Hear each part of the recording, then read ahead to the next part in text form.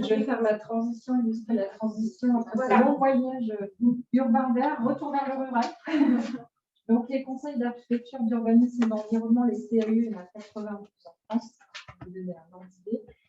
On travaille avec trois publics, les élus techniciens souvent le binôme, les habitants et les jeunes publics. Donc, j'avais posé une question, combien il y a d'élus dans la salle, juste pour prendre la température. Donc, voilà, et madame qui est intervenue tout à l'heure. Donc oui, c'est notre public cible, effectivement. Ça, c'est important parce que c'est ce qui va alimenter toute notre réflexion. Donc on peut passer, voilà. Je fais volontairement, je mets volontairement cette photo. Donc, au sein des CAE, il y a des architectes, des urbanistes, paysagistes, écologues. Chez nous, il y en a pas dans tous les CAE, mais c'est important. Juristes, oui, puisque ça va aussi de pair. Et on travaille main dans la main.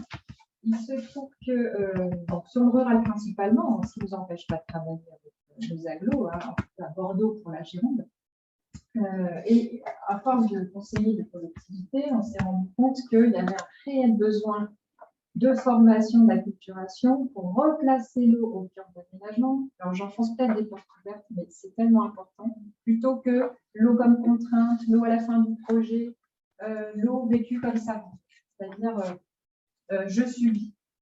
Non, on peut être moteur.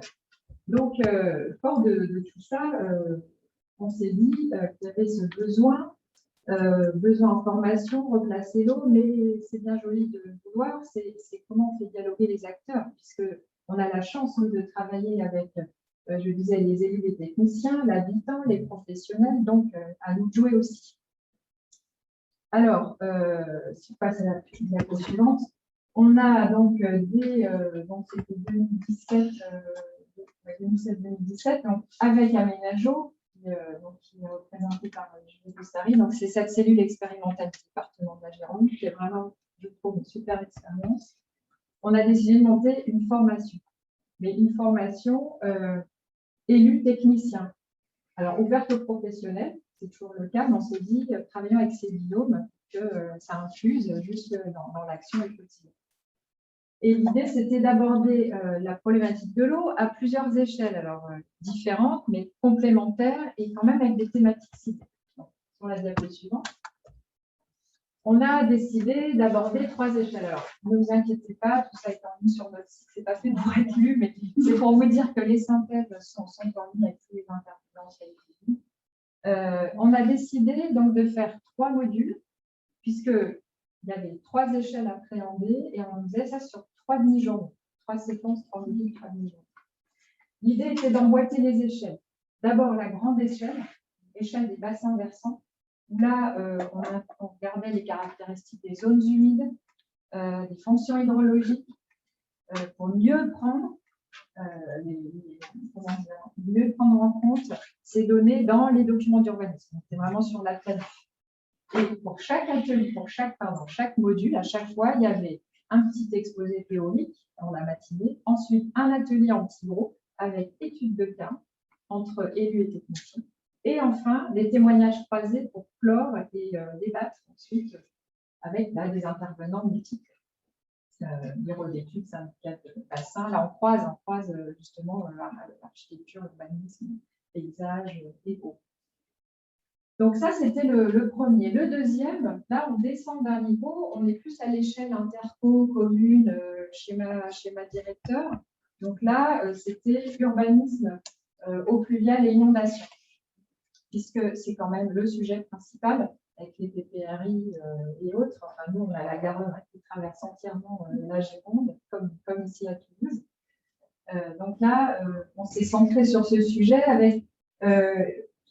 essayer de se concentrer sur la connaissance du risque, de l'intégrer du document d'urbanisme jusque dans la mise en œuvre opérationnelle. Donc, on aborde les chartes, les schémas directeurs des eaux pluviales que vous connaissez pour la plupart d'entre vous. Et là, l'atelier il y avait 2 ateliers pratiques, c'était l'atelier risque et l'atelier anticipation. Gérer les risques, mais anticiper. Donc, ça, deuxième temps. Troisième module, troisième demi-journée. Donc là, on était sur l'échelle plus la parcelle espace public, réaliser des espaces publics économes, régulateurs d'eau, etc. On a pu voir plein d'illustrations cet après-midi pour contribuer au cycle de l'eau.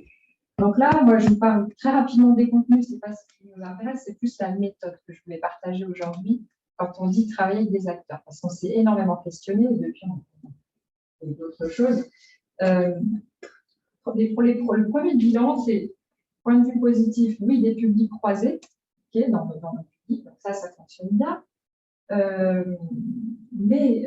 Bon, des ateliers de travail, ok. Alors, je dis que ça, c'est encore un point positif, c'est-à-dire que là, on était sur du concret, on avait pris des exemples de communes de Gironde, même des élus qui s'étaient inscrits avaient pu amener un cas, oui, moi, je suis en difficulté, est-ce que vous pouvez m'aider? Donc, il y a une vraie synergie, très bien. Point négatif, ou on va dire bémol, si on fait le bilan de ce cycle, on a une majorité quand même de techniciens, on va dire un quart d'élus. Et la grosse difficulté, c'est qu'on a une mobilisation ponctuelle et pas forcément sur les 3 temps. Donc, ça questionne sur la question des formes.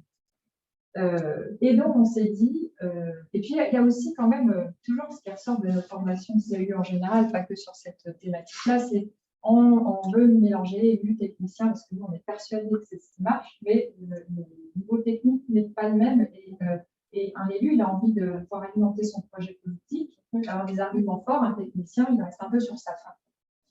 Enfin, je vous le dis un peu comme c'est ressenti généralement, quand on signe l'élu en principe. Donc, on s'est dit, on va... donc là, on peut passer au... Voilà. On va réfléchir autrement. On va essayer de cibler par public, toujours avec nos intervenants divers, mais on va cibler les différents acteurs de la chaîne dans le processus d'aménagement. Alors, du coup, l'idée, c'était quand même toujours un objectif commun et puis partager une culture de l'eau, ça, c'est des invariants, avec des sujets pour y apparaître qui restent dans les formations qu'on continue à monter, mais et avec des réactions, des temps d'échange, comme je l'ai dit, etc. Et du coup, on a décidé de cibler en premier lieu les géomètres. Pourquoi les géomètres? Tout simplement parce que dans notre conseil d'administration du CLU Gironde, il y a l'ordre des géomètres. On s'est dit, on commence, on y va. Du coup, avec eux, on a monté le programme, on a fait un questionnaire. Donc ça, c'est un levier aussi, c'est s'appuyer sur les bonnes... Voilà, là, l'ordre en question, parce que c'est ce qui les fédère, mais chaque acteur va aller chercher aussi leur réseau de diffusion. Et puis, on a adapté, là, une journée. Ils nous ont dit que c'était le mieux, plutôt que faire un petit morceau, 3,5 ou 2,5, bon, une bonne journée. On a réuni une cinquantaine de géomètres. Et là, on a ciblé plus la division parcellaire, point de vigilance quand il dessine vis-à-vis de l'eau, hein, comment on gère l'imperméabilisation quand on revise des parcelles, la loi sur l'eau, les gestions alternatives pour sortir du tuyau, enfin, on a vraiment besoin de culture. Les mesures ERC pour compenser, réduire, etc. Donc là, ça a bien marché. Fort de ça, on se dit en 2020, donc toujours avec Aménageo et les instructeurs, parce qu'il faut vraiment des instructeurs dans les autorisations d'urbanisme. C'est aussi un de nos publics. Donc là, on monte un programme. Alors, je ne sais plus si c'était condensé sur une journée ou une journée. On lance une journée, hein, je crois. On était bien sûr de nous, et ben tellement peu d'inscrits qu'on l'a annulé. Donc là, on s'est dit, réfléchissons, il y a quelque chose qui ne passe pas. Eau et urbanisme sont tous concernés. Le thème. Voilà, c'est ce qu'on fait. Et du coup, on s'est dit, peut-être que c'est un public qui se sent moins concerné, prioritairement. Enfin, bon, ouais. Et la dernière tentative, là, non, ça ne s'arrêtera pas là, c'est les promoteurs.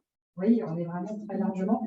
Donc là, on va voir la FPI, Fédération des promoteurs immobiliers, qui, eux, au départ, nous sollicitaient pour la nature en ville, mais avec une approche esthétique, comment finalement vendre plus cher les opérations. Avec, voilà. Et donc, nous, on arrivait avec notre ADN l'eau. Et donc, on a monté, alors c'est un projet, parce qu'il y a eu Covid, mais on va le faire. Là, on va remettre l'eau, discours sur l'eau dans la formation. Et là, on est plus sur un format soirée apéritif. Donc, c'est vraiment très important. Et là, on n'est pas dans un nombre limité parce que Donc, celle dont je vous ai parlé tout à l'heure, c'était 15-20 participants. Il y avait des ateliers, donc c'était vraiment une formation. Donc, si on passe à voilà, les enseignements de tout ça, donc, je vous en ai déjà dit quelques-uns au fur et à mesure. Je dirais qu'il y a encore des progrès à faire. Là aussi, j'en pense des portes ouvertes. Mais, pour sortir de la logique hygiéniste-tuyau, il faut changer de logiciel. Hein, donc, on sent qu'il faut effectivement, comme l'a dit Julie, il n'y a pas qu'une séance de formation, on est bien d'accord. C'est quand on accompagne au quotidien, nous, les collectivités, de redire, repartager avec les nouveaux élus, c'est important. Puis il y a aussi autre chose, c'est dépasser ce qui nous a frappé, c'est quand on cible comme ça par public, c'est dépasser les a priori entre professionnels et différents acteurs. Oui, les géomètres, de toute façon, ils comprennent rien, ils savent que tracer. Non, le fait qu'il y ait des débats, à un moment, ça s'est ressorti aussi sur la caricature. Et puis très clairement, peu d'intérêt pour la thématique. Les élus, quand je parlais des élus qui sont venus finalement pour un quart participants la première fois, ils ont tellement de priorités à gérer qu'on comprend, on sait que c'est dur de mobiliser. Donc, on s'est rendu compte qu'il y a une question sémantique. Est-ce que c'est bien de dire urbanisme et eau, tous concernés? D'accord, mais du coup, on réfléchit, je ne sais pas, urbanisme et risque, est-ce que c'est plus parlant aussi? À un moment, il faut parler des réalités. Et puis, la question des formats. Donc, on a pu, grâce au Covid, on va dire l'effet positif, tester des visios, parce qu'on a monté un cycle urbain. Alors, l'urbanisme, c'était qu'est-ce que l'urbanisme pour les nouveaux élus? Alors là, on ne parle pas que de l'eau, mais on a approché 190 élus l'année dernière par petite séquence de 2 heures. Et l'eau, en fait, revenait très régulièrement dans l'échelle famille, l'échelle opérationnelle. Donc ça, on retient un bon levier aussi. La visio, toucher plus de gens, mais visio à 15 là encore, parce qu'il y a des interactions. Donc tout ça, ça demande de se mettre à jour finalement, c'est très bien. Et puis, les points positifs quand même, c'est que finalement, chaque professionnel, chaque acteur, on s'emporte une responsabilité. À la fin des formations, je pense qu'ils prennent beaucoup plus conscience qu'ils ont vraiment leur rôle à jouer. Que de croiser, je disais, des bureaux d'études, syndicats, les eaux, les élus, le CAUE qui intervient à chaque fois, ça permet quand même de cette acculturation partagée. Et puis des réflexes naissants, je parlais des a priori là, pour les géomètres, sur les géomètres, et on s'est rendu compte que certains font appel à des paysagistes en fait maintenant. Alors c'est naissant, c'est à venir, mais il y a quand même une prise de conscience que on sort évidemment du futur. Donc, dernière diapo.